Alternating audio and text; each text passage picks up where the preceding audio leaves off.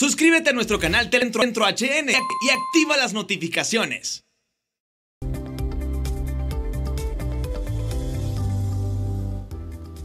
Buenas noches, bienvenidos al banquillo. Les saludamos como de costumbre a través de TSI. Hoy revisamos la situación política internacional, los acontecimientos en Venezuela en las últimas horas y el cambio en la política en El Salvador, donde hay un nuevo presidente electo. ¿Qué repercusiones tendrá nuestro país con los movimientos que se están dando a nivel de la región? Nos acompaña esta noche el doctor Álvaro Albornoz, ciudadano venezolano hondureño. ¿Qué tal está, doctor? Buenas noches, bienvenido. Buenas noches, Rosendo. Bueno, para mí es un gran placer estar en tu prestigioso programa y bueno, dispuesto aquí a analizar el acontecer internacional y nacional. Bueno, experto en derecho internacional, especialista político. ¿Cuántos años ya en el país, doctor? Bueno, ya tengo 9 años, si Dios quiere cumplo ahora en abril, 9 años. ¿Qué lo hizo migrar de Venezuela, radicarse allá en Honduras, tener su familia y ahora ser ciudadano hondureño con todos los derechos? ¿Ya obtuvo la nacionalidad? Así es, sí, desde el 2012 soy hondureño por naturalización, después de haber cumplido con todos los requisitos de ley.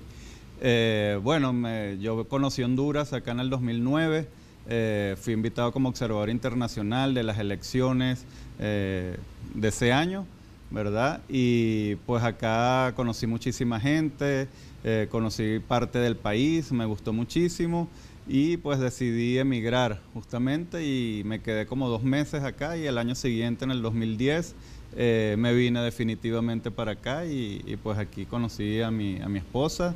Y me casé, pues, y ya estoy haciendo mi vida normal aquí en Honduras. Bueno, el caso suyo es como el de muchos ciudadanos venezolanos que ante los acontecimientos que se han venido dando en las últimas 2 décadas, sí, muchos ciudadanos de este país caribeño han tenido que buscar otros horizontes. Sí, exactamente, ya son alrededor de unos 5 millones de personas, de venezolanos, que hemos tenido que emigrar justamente por toda la situación venezolana, la crisis política, económica, social que se vive en el país y que es inaguantable. Al principio la oleada fue más que todo de profesionales, los que estábamos saliendo del país, pero hoy en día es todos los estratos sociales, todos los niveles están saliendo de manera masiva. Es un éxodo realmente lo que vive el país y por eso hay que finalizar con esta pesadilla que vive Venezuela para poder parar la migración que se le está convirtiendo en un problema justamente a los países, sobre todo los países vecinos, quienes ya no se dan abasto para recibir tan grande cantidad de venezolanos porque necesitan invertir muchos recursos pues para poder paliar las necesidades de estos ciudadanos que están llegando masivamente a sus países. ¿Cuál es el país fronterizo en este momento de Venezuela que más dificultades está enfrentando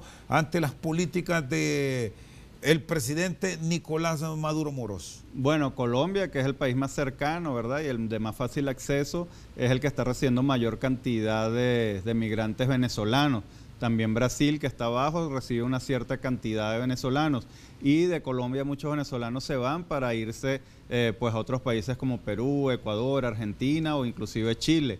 En Perú es bastante el número de venezolanos, ya llega casi al 1 millón de venezolanos. En Colombia también más de 1 millón de personas. En Chile hay bastante, sobre todo los médicos están emigrando en Chile por las facilidades que le está dando el país para poder ejercer como médicos, para poder ejercer su profesión en Chile. Y por eso casi todos los médicos están emigrando hacia allá. Bueno, me menciona usted los profesionales de las ciencias médicas. ¿Qué otras profesiones son las que más han sido golpeadas por los 2 últimos gobiernos, Chávez, Maduro, que les ha hecho salir no solamente estos países, sí, sino otros se fueron a España, otros migraron a países de Centroamérica y una buena cantidad a los Estados Unidos? Sí, realmente todas las profesiones han sido golpeadas y todos los profesionales han emigrado hacia distintos países, odontólogos, abogados, ingenieros, muchísimos, profesores. El país ahorita ya tiene el 50% de los profesores de Venezuela han emigrado hacia otros países, España, Estados Unidos, Canadá, Australia, hasta en el país más lejano, más remoto o más que de repente nunca se había escuchado nombrar, ahí hay venezolanos. Hasta en una isla, el otro día conseguí unas personas en un chat de venezolanos, donde había 9 venezolanos en las Islas Reunión, que es una isla que pertenece a Francia y que está por el Océano Índico, entonces, el mar Índico. Entonces realmente hasta en las islas más remotas o en los países más recónditos del mundo hay venezolanos en este momento, en Noruega, en Finlandia, en Australia, en toda Europa, Sudamérica, Centroamérica.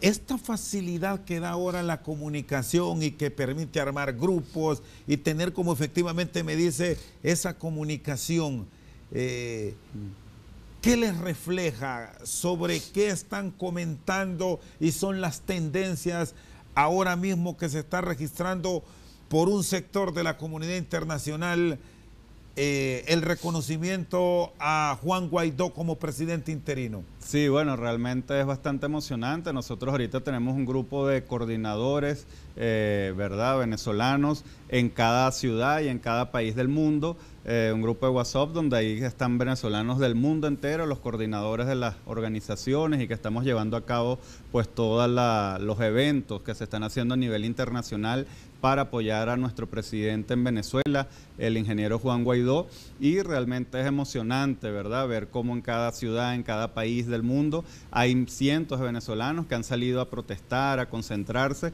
y a manifestar su apoyo al presidente constitucional Juan Guaidó y su repudio al usurpador, dictador Nicolás Maduro. Y desde ahí coordinamos justamente con los venezolanos que están en Venezuela para hacer en sintonía todo este tipo de eventos que se están llevando a cabo en este momento. ¿Han coordinado apoyos económicos para permitirle a algunos ciudadanos que quieren salir, pero la situación económica que ellos viven les impide esta posibilidad de buscar otras naciones? Sí, bueno, realmente en muchos de los países a donde están llegando los venezolanos hay instituciones encargadas de recibirlos, hay casas como especies de hospedajes temporales donde se les da albergue de manera gratuita a estos venezolanos por un tiempo determinado mientras se logran insertar o logran conseguir algún trabajo en estos países. La solidaridad ha sido bastante grande, no solamente venezolanos en el extranjero, sino también de extranjeros, ¿verdad?, de colombianos, de ecuatorianos, de peruanos, de argentinos, que se han sumado a la causa, a ayudar a los venezolanos que están emigrando hacia sus países y les brindan alimentos, les brindan alojamiento, apoyo, etcétera, para que puedan insertarse lo más pronto posible en el mercado laboral y así poder llevar el sustento hasta sus hogares. ¿Honduras cómo está a lo largo y ancho del territorio nacional? ¿Qué registros tienen de venezolanos que decidieron llegar en busca de oportunidades a este país? Sí, aquí tenemos más o menos calculado que deben de haber aproximadamente unos 700 venezolanos que están en todo el territorio nacional. Nosotros también tenemos grupos de WhatsApp y de Facebook con venezolanos, y no solamente ahí en Tegucigalpa y en San Pedro Sula, sino que también tenemos venezolanos en Copán, tenemos venezolanos en Marcala, en Olancho, en La Ceiba, en Roatán, en Choluteca. Entonces hay venezolanos regados en varios departamentos del país. ¿A qué se están dedicando? ¿Qué hacen aquí en Honduras? Bueno, unos están en las actividades académicas, dando clases en universidades, otros ejercen como abogados, hay médicos, hay ingenieros, hay unos que están trabajando en las camaroneras, hay otros que están trabajando en empresas que están haciendo las carreteras en Copán, ingenieros,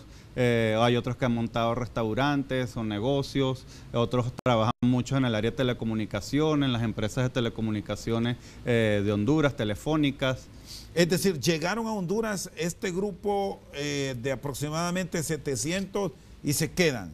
Ya con la situación de Venezuela, ¿ve difícil que regresen o un eventual cambio y legitimidad del gobierno de Guaidó, y hablando a nivel de todos los países del mundo, podría provocar el retorno a esta nación caribeña? Sí, yo creo que una gran cantidad, un gran porcentaje de venezolanos en el mundo piensan o tienen pensado regresar a Venezuela cuando ya las condiciones pues estén dadas para ese regreso, es decir, cuando ya no exista dictadura, ya esté consolidado el gobierno democrático democrático, ya sea el de Guaidó o el que se elija en las próximas elecciones, que sean libres y transparentes, y sí hay una gran cantidad de venezolanos que está dispuesto a regresar para ayudar a la reconstrucción del país, que como todos sabemos ha sido destruido, y se necesita otra vez que vuelvan todos esos cerebros, porque todos los cerebros de Venezuela prácticamente se fueron del país y necesitan pues de ese capital humano, de ese talento humano que hoy en día presta su servicio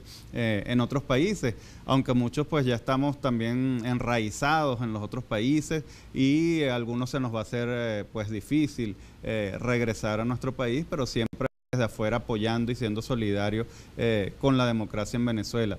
¿Qué fue de las propiedades? Porque muchos que salieron dejaron parte de su vida en cuanto a la inversión, a la construcción y al desarrollo de proyectos. ¿Qué saben ustedes? ¿Qué contacto tienen con los parientes? Porque no se vino obviamente toda la familia que está allá en las diferentes ciudades y comunidades de Venezuela. Bueno, ¿Cómo están sus inversiones? Bueno, ya mucha gente dejó propiedades, ¿verdad? Algunos las dejaron guardadas, otros a cargo de algún familiar, otros vendieron todo, absolutamente todo, y con ese capital fue que se lograron ir a otro país. Entonces cada situación es particular, ¿verdad? Hay personas que todavía conservan sus inmuebles, otros los dejaron alquilados, otros sencillamente cerrados, y pues a la espera de que si iban a volver, pues ahí tienen sus apartamentos o sus casas. ¿Ha existido confiscación? Usted es abogado, ¿qué sabe? ¿O están disponibles? ¿Al llegar los pueden reclamar sin problema? ¿O genera dificultad por el pensamiento político de Maduro? Bueno, hay gente que ha perdido sus inmuebles porque se los han invadido, ¿verdad? Gente del gobierno o afectos al gobierno que han invadido por pues todo ese discurso que se les hacía de Chávez y de Maduro, de que ellos podían tomar las propiedades abandonadas o de la gente rica, etcétera. Entonces hay algunos inmuebles que han sido pues invadidos por este tipo de personas, pero otros todavía se conservan pues ahí resguardados. Está con nosotros esta noche al banquillo el doctor Álvaro Albornoz, experto en Derecho Internacional. Sin rodeos después de la pausa. Primero estuvo Chávez, luego vino el relevo de Maduro.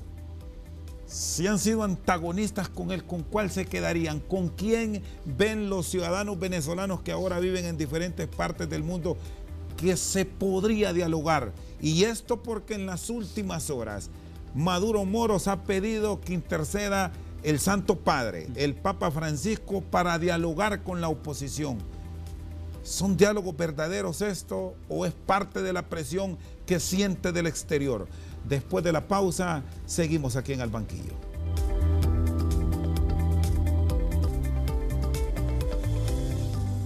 Sigue con nosotros el doctor Álvaro Albornoz. Bueno, ustedes no congenian ni con el desaparecido Chávez ni con Maduro, pero ¿con quién perciben era más fácil buscar diálogo o por lo menos escucharlo?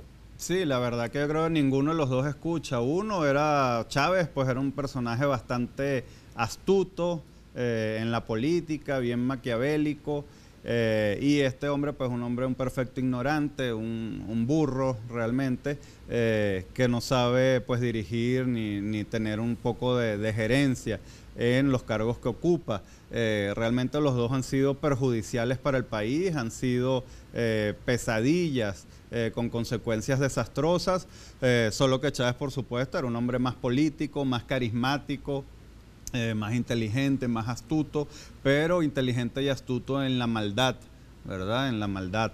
¿Y Maduro cómo ha hecho para lograr concitar, porque tampoco se puede desconocer ese respaldo de clase baja, del de a pie, porque lo ha mostrado también en la movilización que ha logrado montar frente a las movilizaciones que provocó Guaidó? Bueno, realmente las movilizaciones de Maduro han sido bastante escuálidas, bastante exiguas de gente. Solamente llevan a los milicianos, ¿verdad? Que son gente contratada y que les pagan para que estén en la milicia y que los llevan prácticamente obligados. Hay que tener en cuenta que las tomas que ellos pasan en la televisión estatal no son tomas actuales, son tomas de manifestaciones de cuando estaba Chávez, cuando tenían el apoyo popular, y esas son las tomas que pasan por televisión, pero las tomas que se hacen en el sitio y que las han hecho personas que están y viven en esa zona, pues realmente dan pena ajena, porque son apenas marchas de poquitos grupúsculos de gente que son llevados en autobuses a esas manifestaciones. Personas que antes estuvieron con Chávez hoy están con Guaidó, los han logrado identificar, certificar, porque sí me reconoce que Chávez tenía mucha mayor fuerza frente a lo que muestra Maduro ahora, doctor Albornoz. ¿Pasó eso? ¿Ocurre ahora mismo? Sí, obviamente que hay mucha gente del chavismo que se ha ido deslindando del gobierno de Maduro, gente que fueron ministros, diputados, y que hoy en día están deslindados del gobierno de Maduro, e inclusive muchos pues están apoyando al retorno de la democracia, apoyando a Juan Guaidó. Bueno, y tenemos el caso de la fiscal general, por ejemplo. ¿Qué pasó? Justamente eso iba de figuras como la fiscal general, que antes fueron de la línea chavista, pero ahora cambiaron. Bueno, realmente son cuestiones políticas, ¿verdad? Que de repente Maduro tenía sus propios grupos, sus propios afectos, y van generando roces internos entre las facciones del Partido Socialista Unido de Venezuela, y entonces ahí se van creando bandos y grupos, y de repente hay unos que se fraccionan y entonces deciden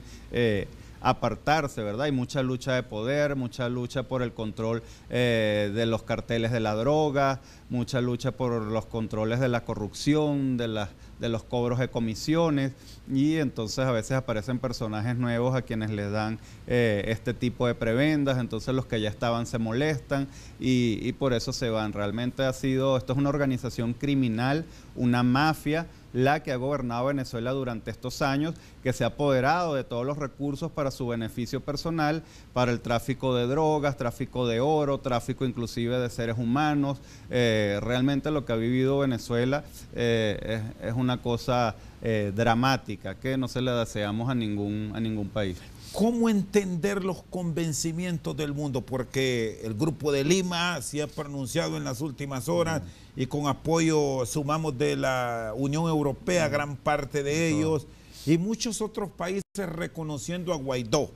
Pero al mismo tiempo encontramos de otro bando que el poder de China, una potencia del mundo, y de Rusia, si bien no se han manifestado de forma clara a favor de Maduro, hay quienes piensan que son el sostén de su gobierno. Sí, realmente ellos porque tienen intereses económicos. Bueno, en que Maduro le ha entregado parte del país, de las empresas petroleras, y además se le debe una inmensa cantidad de dinero. Prácticamente China y Rusia son los que han ido manteniendo al gobierno de Maduro a través de préstamos, porque como han quebrado todo, se han robado todo, han tenido que recurrir a préstamos del gobierno para poder cumplir con ciertas obligaciones, y ahora pues ellos están preocupados porque piensan que de repente en un gobierno, en un eventual gobierno democrático, de repente no puedan recuperar todo ese dinero que se le prestó a Venezuela y que además fue de manera ilegal, porque ninguno de esos préstamos pasó por la aprobación de la legítima Asamblea Nacional, por lo cual fueron préstamos hechos en violación de la Constitución Nacional, por lo que no deben ser reconocidos por la República. Y ese realmente es el temor de China y de Rusia, de que van a perder todo el dinero que le prestaron a Maduro porque no cumplió con los requisitos constitucionales de la aprobación por parte de la Asamblea Nacional legítima. Y por eso es el apoyo, pero como tú lo dices, es bien tímido, no es tan poderoso como el apoyo que le ha dado el gobierno de Estados Unidos a la oposición y a Juan Guaidó, y realmente no van a poder detener este cambio que se está dando en Venezuela en estos momentos. Y el apoyo de Estados Unidos, decisivo, como la principal bandera de rechazo hacia la administración de Maduro Moros, también tiene que ver con esos intereses poderosos que tiene la economía venezolana, con el tema del petróleo. ¿Es eso también lo que buscan Estados Unidos o realmente qué? No, realmente no. Estados Unidos primero tiene petróleo, inclusive ya ahora está produciendo más petróleo que Venezuela, y realmente el interés de Estados Unidos es recuperar la libertad, recuperar la democracia y sobre todo liberar a Venezuela de los grupos terroristas que hoy en día hacen vida en Venezuela. Recordemos que en Venezuela el chavismo le dio cabida al Hezbollah, al ISIS, a la ETA, a la FARC, y todos estos son grupos, pues, como sabemos, de gran magnitud de terrorismo y que no le conviene por la seguridad nacional a los Estados Unidos de América. Entonces ellos necesitan que Venezuela sea liberado de este cáncer para poder extirpar todos estos grupos terroristas que significan una amenaza para la seguridad nacional de los Estados Unidos. Además de su alianza con Rusia y con China, también significan amenazas para la seguridad nacional de los Estados Unidos. Entonces realmente el petróleo es lo que menos les interesa a los Estados Unidos. Hay una actitud realmente sincera de recuperación de la libertad y de la democracia de Venezuela por parte de la administración de Donald Trump, quien ha sido un factor decisivo, un factor clave en la salida de Maduro. Sin el apoyo de Donald Trump de Estados Unidos, esto que está pasando en este momento en Venezuela no hubiese sido posible. Ya todo esto había pasado hace años y nunca se pudo hacer nada porque no tenían ese apoyo internacional y decisivo del gobierno de los Estados Unidos, como sí lo ha tenido con Donald Trump desde el primer día que llegó al gobierno. Aunque expertos insisten en que el tema de petróleo es lo que ve Estados Unidos para estar encima de Venezuela, porque igual hacen comparativos de lo que pasa en Nicaragua, y ahí no ha ido Estados Unidos con el énfasis que sí tiene en Venezuela. E igual si vemos lo de Nicaragua, la crisis del año pasado, doctor Albornoz, ahí hubo muertes de civiles por encima de los 300, y la administración Ortega sigue ahí sin ver la presión que sí tiene Maduro Moros. Sí, lo que pasa es que ahorita el mundo y Estados Unidos están concentrados en extirpar el cáncer de Venezuela, que es mucho más grave, de mayor tiempo y de mayor peligrosidad que el que está en Nicaragua.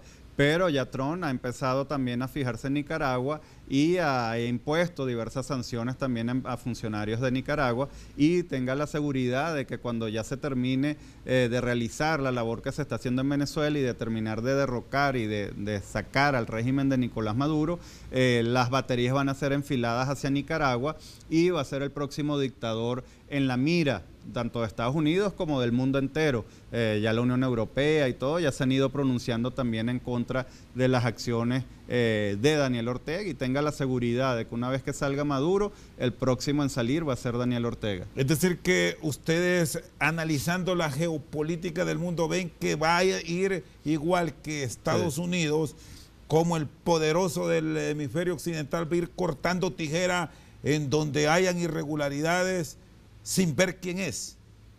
Sí, y además que en Nicaragua recordemos que también tienen alianzas estratégicas con Rusia, y por la cercanía de Nicaragua también con Estados Unidos, pues a Estados Unidos no le conviene tampoco este tipo de alianzas políticas entre Rusia y Nicaragua, por lo cual sí le interesa a Estados Unidos que el régimen de Daniel Ortega también sea eliminado.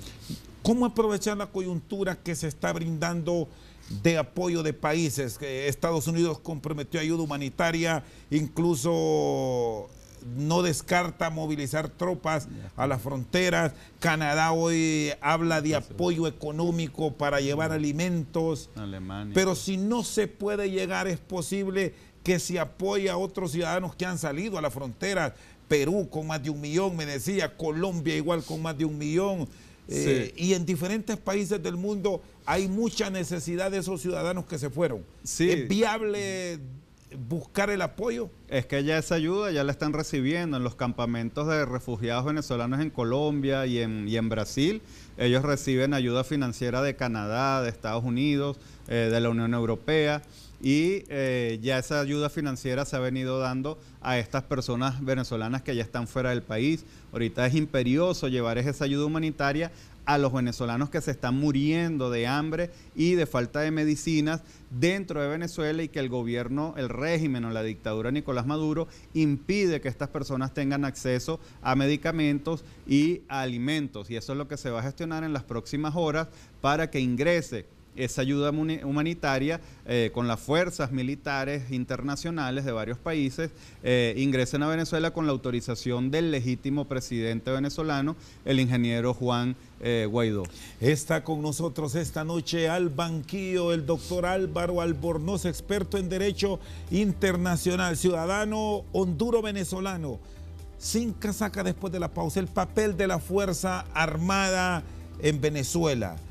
Hubo un militar de alto rango que este fin de semana reconoció a Guaidó como su presidente, pero ¿cómo se deben desempeñar las funciones a sabiendas de que hay un grupo que adversa a Maduro, pero de igual forma Maduro tiene mucho apoyo popular para evitar muertes masivas? ¿Qué hacer en este momento en Venezuela? ¿Qué proponen ustedes que están desde el exterior apoyando una causa? Después de la pausa, seguimos aquí en El Banquillo.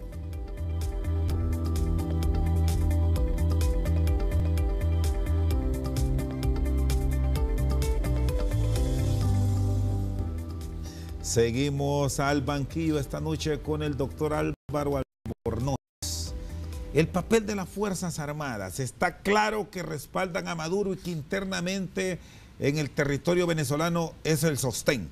Sí, realmente las Fuerzas Armadas es lo que sostiene en este momento a Nicolás Maduro, sobre todo esa cúpula militar podrida que está inmerso también en todos estos negocios sucios, en la corrupción, en el narcotráfico, que forman parte del llamado cartel de los soles, donde se trafica pues la mayor cantidad de droga en el mundo, y porque ellos saben que les cuesta dejar, porque si cae el gobierno, caen ellos y van todos presos. Es decir, es una ola de extradiciones según su óptica que se puede dar a futuro con un eventual cambio parecido a lo de Honduras. Así es, entonces ellos por supuesto están resguardando su propio poder, porque en Venezuela quienes mandan, quienes gobiernan son los militares, y además que como están vigilados y controlados por el gobierno de Cuba, ¿verdad?, que tiene infiltrado y son los que dan las órdenes realmente a las Fuerzas Armadas en Venezuela, entonces por eso se ha hecho también tan difícil de lograr ese quiebre dentro de las Fuerzas Armadas. Ya a niveles bajos de la baja oficialidad o la media oficialidad, pues sí hay un número bastante creciente y casi mayoritario de personas que se oponen al régimen, pero el mando alto, los generales, los coroneles, etcétera, como están todos inmersos en todos estos negocios sucios, pues andan apoyando por supuesto al régimen de Nicolás Maduro. ¿Y qué pasa con la tropa que no reacciona? Apenas hemos observado en toda esta crisis una manifestación de un alto oficial. Oficial de la aviación. Sí, un oficial de la aviación. La demás cúpula militar, policial y mandos intermedios no dicen nada. Sí, hay unos por ahí policías y algunos medios, pero no tan importantes, que se han ido pronunciando, pero inmediatamente los meten presos, los torturan, los desaparecen. Hay unos coroneles que están desaparecidos, otros que los están torturando salvajemente en las cárceles. Entonces eso también dificulta un poco el pronunciamiento de los militares. El militar general que se pronunció pues anda escondido, no se sabe dónde está, no se sabe su ubicación, porque obviamente que si lo agarran lo matan o lo torturan o lo encarcelan. ¿Qué pasó? ¿Qué tuvo Guaidó que no logró Ledesma y otros líderes de la oposición que incluso con un respaldo a nivel de las principales ciudades nunca terminaron de dar el paso? Y Guaidó de pronto surgió casi de la nada y se les posicionó. Bueno, lo que pasa es que primero, Juan Guaidó es una persona bastante joven, sin rabo de paja, como decimos, sin no está involucrado en ninguna en algún pasado oscuro o algo, entonces una persona fresca, nueva, con un buen discurso, y eso ha caído bien y ha permitido la unión de toda la oposición, porque es como una persona neutral que no ha estado como que en un campo visible. Entonces eso ha hecho que a la gente le ha agradado el personaje. Y lo otro, como yo les dije, en esto ha sido decisivo el apoyo de Estados Unidos. Si Donald Trump, Estados Unidos, no estuviera dando este apoyo contundente que está dando el extranjero, con todas las sanciones, con toda la presión, con las amenazas militares y de cárcel que le hace al régimen de Nicolás Maduro, Guaidó ya en este momento estuviera preso. Es decir, Guaidó todavía está libre por las calles y no lo han metido preso. Este régimen criminal, sencillamente, no porque ellos no quieran o no puedan, ¿verdad? Porque así lo han hecho en otras oportunidades con otros líderes que han ido surgiendo, Ledesma, Leopoldo López, todos estuvieron presos, el mismo Capriles, pero a Guaidó no le han podido hacer nada justamente porque tiene el respaldo de los Estados Unidos, quien ha amenazado firmemente a Nicolás Maduro que si a Guaidó le pasa algo, lo meten preso, inmediatamente van a intervenir militarmente al país. Entonces realmente lo de Guaidó es por el apoyo que ha tenido Donald Trump al gobierno democrático, ¿verdad?, de Juan Guaidó, además de su carisma y de su juventud. ¿Qué está impidiendo la mediación, y hablamos de las fuerzas políticas cercanas a Maduro Moro, del Papa Francisco, para acercarse y dialogar? ¿Cómo lo observan ustedes como migrantes venezolanos? Bueno, eso realmente es una hipocresía porque Nicolás Maduro es un hombre que se la pasa insultando, ofendiendo a la Iglesia Católica, a los sacerdotes, a los obispos, a todos se los pasa insultando, y ahora por supuesto como tiene el agua al cuello, está buscando una tabla de salvación, buscando tiempo, ¿verdad? Como siempre lo ha buscado a través de diálogos mentirosos, infructuosos, y pues ahora le pide al Papa Francisco que medie, pero ya las cartas están echadas, la decisión es que Maduro se va, ya se fue, ya no es presidente de Venezuela y ya no hay vuelta atrás. Ya no Ahora, hay marcha atrás. todo esto, doctor Albornoz, el peligro de la confrontación entre el pueblo, ¿cómo se debe manejar? ¿Cuál debe ser el papel de las fuerzas del orden? Porque esto sí puede generar algo delicado, considerando que en ambos bandos puede existir radicalismo y una enfrentación va a terminar pagando el civil. Sí, obviamente eso es lo que no se quiere, por eso se le está dando tiempo a Nicolás Maduro para que se vaya por las buenas, se le está proponiendo un exilio dorado, bajo impunidad, sin que pague sus crímenes terribles que ha cometido durante su gobierno. Una especie de amnistía. Una especie de amnistía para evitar o tratar de evitar este baño de sangre. Pero si no se va, pues se va a ir por las malas. Y Maduro puede decir lo mismo de eso de la gente de Guaidó, que se vaya porque usurpó el poder desde su óptica y que le aplica amnistía. Sí, la cuestión es que no termine en nada. Sí, la cuestión es que es una inmensa mayoría, además el 90% de los venezolanos contra una pírrica minoría que hoy representa a Nicolás Maduro, que no llega ni al 5% del electorado. Entonces, realmente ya Maduro está deslegitimado, ya no tiene capacidad de acción ni margen de maniobra, ya no es presidente de Venezuela y sencillamente lo que le queda es irse. Entonces, o se va vertical o sale horizontal, como se lo prometió el gobierno de los Estados Unidos. Entonces, él es el que tiene que decidir. Es decir, muerto. Así es, muerto. ¿Y qué piensa usted cuando escucha de políticos locales que hablan que lo de Venezuela es la democracia más pura de la región, porque sí han ido a elecciones y Maduro siempre le gana? Bueno, realmente eso da risa, son perfectos ignorantes. Yo los invito a que se vayan a vivir a Venezuela, que se vayan un mes, pero no en lujosos hoteles como van los dirigentes de aquí de cierto partido político, pagados por el régimen venezolano, sino que se vayan a vivir en las casas de los venezolanos o como un venezolano más con un salario mínimo, a ver para qué les alcanza ese salario mínimo y que luego entonces después de que vivan la realidad que viven los venezolanos, entonces piensen si eso es un régimen bonito, si eso es el paraíso en la tierra. Doctor Albornoz, en Venezuela la gente que está cercana a Maduro vive bien, tiene todas las comodidades, sí, obviamente que puede sí. tener alguien de clase media alta y alta en el país. Sí, no, es que realmente la gente llegada a Maduro son 1000 millonarios, ¿no? Como le digo, son los traficantes de droga, los corruptos mayores, hasta los lingotes de oro se están robando en este momento en Venezuela y ellos viven como jeques árabes, viajan, compran en el extranjero, andan en aviones, carros de lujo, blindados, mansiones, etcétera, etcétera. ¿Hacia dónde va la región? Usted que es un estudioso de la política, con todos estos cambios y lo más cercano que hemos recién registrado este fin de semana, inicio de semana para ser preciso, o ayer domingo en El Salvador, con un hombre que hasta hace poco no tenía partido y decidió formar una organización política y ha roto el bipartidismo histórico de El Salvador. Bueno, realmente Latinoamérica lo que ha demostrado es el fracaso rotundo del modelo del socialismo del siglo XXI, quien ha ido perdiendo todas las elecciones que se han celebrado en los últimos años. Solo le queda entonces el bastión de Venezuela, que ya prácticamente está caído, el bastión de Bolivia y el bastión de Nicaragua, y hasta ayer pues el bastión que tenían también en El Salvador, con el Frente de Farabundo Martí, quien gobernaba, y ayer recibió una estruendosa derrota a manos de Nayib Bukele, quien es un personaje pues fresco, joven.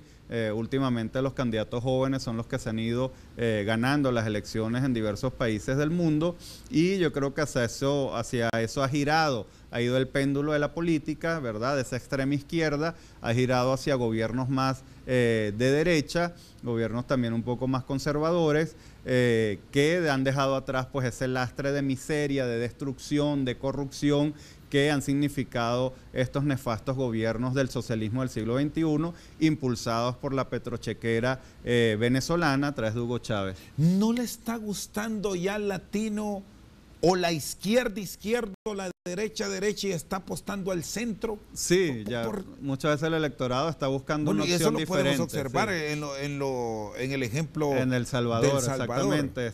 Nayib Bukele pues se trató de ubicar en el centro, de la derecha de Arena y de la izquierda del Frente Farabundo Martí, y pues logró captar ese electorado. Recordemos que él venía justamente de ese partido de izquierda, donde fue alcalde 2 veces, pero fue expulsado. Luego se ubicó en un partido de centro derecha, que casualmente fue un partido Gana, que fue creado por un expresidente de El Salvador, de Arena, que también lo expulsaron y que ha sido condenado por corrupción, ¿verdad? Y a través de ese partido es que logra ganar el electorado. A lo mejor si se hubiera quedado en el partido no hubiese ganado en el partido de izquierda, porque la gente votó, le dio un voto castigo también al gobierno de Sánchez Serén, porque fue muy malo, muy ineficiente, pero él en esa posición de centro pues logró aglutinar la mayoría del electorado.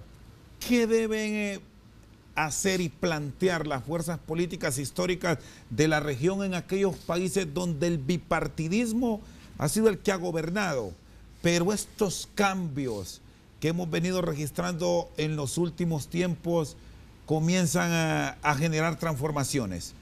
Sí, realmente muchos países que se han estado en ese bipartidismo de gobiernos, de partidos que se han alternado en el poder durante muchísimos años, pero que no han ofrecido realmente soluciones a los ciudadanos, que no han mejorado las condiciones de vida, que no han mejorado la educación, los índices de pobreza, y que han caído muchas veces en actos de corrupción. Entonces por eso empiezan a surgir este tipo de líderes diferentes, carismáticos, inclusive hasta mesiánicos, que dan entonces al traste, porque la gente se va cansando, se va hastiando de tantas promesas incumplidas, de tantos malos gobiernos, y buscan esos líderes emergentes diferentes que ofrezcan cosas distintas al bipartidismo. Solo que muchas veces hay que tener cuidado, porque esos líderes a veces resultan peor el remedio que la enfermedad, porque así sucedió en Venezuela con Chávez, ¿verdad? La gente estaba cansada de ADEI y de COPEI, votaron por un líder supuestamente diferente, y resulta que ahora esto fue muchísimo peor, y ahora todo el mundo anhela los gobiernos anteriores a Chávez. En Perú esa situación de origen también, el gobierno de Fujimori. En Guatemala pues ha dado origen a estos últimos gobiernos que tampoco han resultado lo mejor para Guatemala. Entonces, esto es el experimento ahora en México. Sí, en México ahora, que por supuesto ya empezaron a ver pues las consecuencias de esa mala decisión de haber elegido a López Obrador, que ya en unos estados ya ni gasolina tienen, con apenas pocos meses en el gobierno, ¿verdad? Porque va a implementar lo mismo al socialismo del siglo XXI y va a llevar a México a la ruina. Está con nosotros esta noche al banquillo el doctor Álvaro Albornoz. Una pausa, en breve continuamos. Sigue con nosotros el doctor Álvaro Albornoz. ¿Qué cuidado tener con estos líderes que de repente surgen, toman el control de la nación y son muy duros en sus campañas, pero después se tendrán que acomodar? Caso de Bukele, duro contra Chávez, duro contra Ortega y duro contra Hernández en Honduras, y aquí comparten el tema del Golfo de Fonseca con dos gobiernos que él ha señalado. ¿Cómo encontrar armonía? Sí, realmente este tipo de candidatos, lo que pasa es que son bastante impredecibles, uno no sabe realmente cuál va a ser su actuación en el gobierno, su política exterior, aunque muchas veces una cosa es lo que dice el candidato y otra cosa ya es lo que dice como presidente de la República, pero obviamente que Nayib Bukele pues tendrá que moderar un poco ese lenguaje para mantener las relaciones diplomáticas y comerciales que debe mantener con su país vecino, como somos nosotros en Honduras, porque ese tipo de comentarios va a generar obviamente roces y fricciones entre los gobiernos de Honduras y El Salvador, que por supuesto no son convenientes ni para ellos ni para nosotros, en busca de lo que es la integración centroamericana, así que él tendrá que asumir pues características de estadista si quiere realmente gobernar con éxito El Salvador y llevarse mejor con sus países vecinos. ¿Quién debe buscar la cercanía ya? Dadas las circunstancias que se están dando en esta relación, que del Bukele candidato señaló a los gobiernos de la región. ¿Son en este caso Ortega y Hernández los que deben buscar el acercamiento o él, con el antecedente que no tiene el control del legislativo ni de las alcaldías, porque su partido es recién, ahí manda Arena, ahí manda en los términos municipales el Farabundo Martí? Así es, bueno, él políticamente pues tiene que manejarse con ambas manos, ¿verdad? Ambos brazos para poder gobernar y buscar esa gobernabilidad en El Salvador. Ya hoy pues el gobierno de Honduras lo felicitó a través de una carta diplomática, lo felicitó y pues habló de la integración centroamericana, que es lo que se debe buscar como objetivo primordial. Ahora queda de parte de él pues tratar de también buscar ese acercamiento, porque es él el que ha dicho esas palabras altisonantes contra nuestro presidente, y pues debe moderar entonces ese lenguaje una vez que asuma el 1 de junio, desde ya que es presidente electo, para poder limar esas asperezas y poder buscar ese estrechamiento de lazos entre Honduras y El Salvador, porque somos países vecinos y países hermanos. Resulta difícil, doctor Albornoz, frenar estas tendencias que nos generan los medios alternativos ahora y que convierten candidatos de la noche a la mañana en presidentes de una nación. Pasó con Bukele, casi ocurrió en Honduras, ya sucedió en Guatemala, solo para revisar lo cercano al país. Sí, realmente, bueno, esas son las nuevas tendencias, la manera de comunicarse a la gente a través de las redes sociales, y el poder de las redes sociales está demostrado. Inclusive las redes sociales tumban gobiernos, ¿verdad? A través de las redes sociales se organizaron partes de la primavera árabe, se organizan lo que llaman ahora las fake news, que logran desmontar o crearon una matriz de opinión en contra de algún candidato, en contra de algún gobierno. Entonces realmente son bien poderosas, pero además son inmanejables porque pues son tantas personas que están en las redes sociales. Inclusive ahora hay hasta empresas que crean perfiles falsos para lograr posicionar matrices de opinión a favor o en contra de determinada persona. Inclusive montan páginas de periódicos digitales falsos donde hacen verosímil o creíble alguna noticia falsa para perjudicar o beneficiar a determinado personaje. Y es una herramienta que inclusive usa mucho el gobierno de Rusia para influir en las elecciones en otros países a través del manejo de todos estos robots y de todos estos perfiles falsos en las redes sociales para influir en el electorado. Así que es algo ya bien difícil de controlar, pero que es una realidad en nuestras políticas, en nuestros procesos electorales ya a nivel del mundo entero. El tema de la corrupción está frenando el crecimiento histórico que, si revisamos desde la época posterior a las guerras en la región, generaron los partidos políticos tradicionales, caso de El Salvador, caso de Guatemala, caso de Nicaragua, el mismo Honduras ahora revisado su actuar en tema de corrupción por un organismo supranacional, doctor Albornoz. Sí, realmente los países o los estados se han visto inútiles o inoperantes ante la lucha contra este flagelo de la corrupción, que ha generado a la vez tanto daño y tanta pobreza en nuestros países, porque se roban pues todos los recursos que van destinados a obras sociales, a educación, a salud, etcétera, y es una de las causantes justamente de los males que padecen nuestros países latinoamericanos.